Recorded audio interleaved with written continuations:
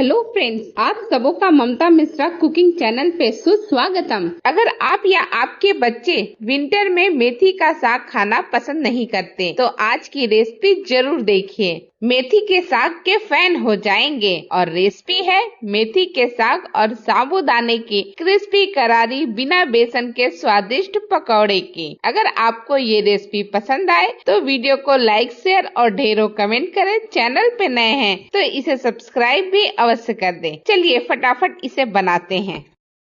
सबसे पहले इस रेसिपी को बनाने के लिए लहसुन, अदरक और हरे मिर्च का हम पेस्ट बना लेते हैं। तो इसके लिए हमने लिया है 3 से 4 हरी मिर्च, 1 इंच अदरक के टुकड़े को छीलकर साफ करके, और साथ ही ले लेते हैं 4 से 5 लहसुन की कलियां। सबको अच्छी तरह से बिना पानी के ग्राइंड कर लेते हैं दरदरा सा। अब चलिए हम देख लेते हैं कि हमारे साबूदाना जो हमने भिगो करके रखा था उसका क्या सिचुएशन है। तो देखिए बहुत अच्छी तरह से साबूदाना भीग करके फूल चुका है। मैंने आधा कप के करीब साबूदाना लिया था और साथ ही लिया है मेथी के पत्ते। तो मैंने 250 ग्राम मेथी के पत्ते को अच्छी तरह से साफ करके बारीक बारीक चॉप कर लिया है। और ये है वही हमारा पिसा हुआ दरदरा कूटा हुआ लहसुन, अदरक और हरी मिर्च का पेस्ट, और साथ ही एक मीडियम साइज के प्याज को बारीक चॉप करके डाल दिया है। अब हम इसमें डालते हैं आधा टेबल स्पून के करीब जीरा, साबुत जीरा, और 1 चम्मच डाल देते हैं नमक। इसमें हम कोई बेसन वैसन कुछ भी नहीं मिलाएंगे। अच्छे बाइंड के लिए हम इसमें डालते हैं 2 उबले हुए आलू। तो आलू को उबालने के बाद अच्छी तरह से छील लिया है और अब इसे मैश कर लेते हैं। तो इस तरह से अच्छी तरह से मैश कर लीजिए, या फिर कद्दूकस भी कर सकते हैं,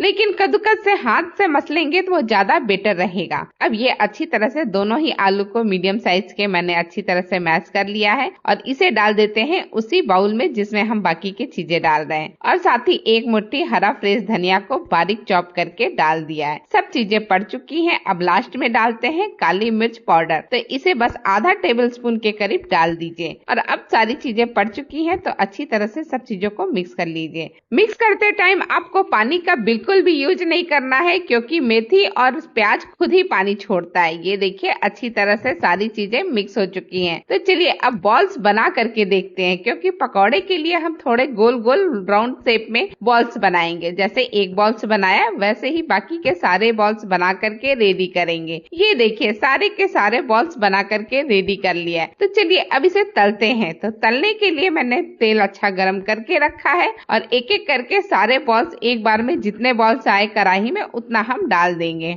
इसे आप हाई फ्लेम पर ही तलें, क्योंकि साबूदाना जो होता है बहुत ज्यादा हीट ऑब्जर्व करता है। तो ये लीजिए बहुत सारा हमने डाल दिया है। फ्लेम अभी भी हाई है। अब एक एक करके इसे पलट देते हैं और इसी तरह से अलटते पलटते हुए अच्छा गोल्डन कलर आने तक हम पका लेते हैं। बहुत ज्यादा हमें इसे नहीं पकाना है, नहीं तो जो मेथी का साग है वो थोड़ा सा कड़वा हो जाएगा। तो ये देखिए अब अच्छी तरह से एक बैच हमारा बन चुका है। इसे बनाने में 3 से 4 मिनट का टाइम लगा है। अब इसे मैंने इस तरह से निकाल लिया है। ठीक इसी तरह से हम दूसरा बैच भी बना करके रेडी कर लिए हैं। तो दोनों बैच के पकौड़े बन करके रेडी हो चुके हैं। तो चलिए गर्मा गर्म सर्व करते हैं।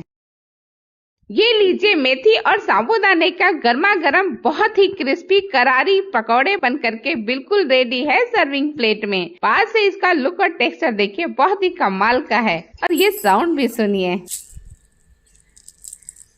है ना बहुत ही क्रिस्पी करारी ऊपर से। तो इसे आप किसी भी चटनी, सॉस या डिप्स के साथ सर्व कर सकते हैं। सबके साथ बिल्कुल परफेक्ट जाएगा, नहीं तो सिंपल चाय के साथ सर्व कीजिए।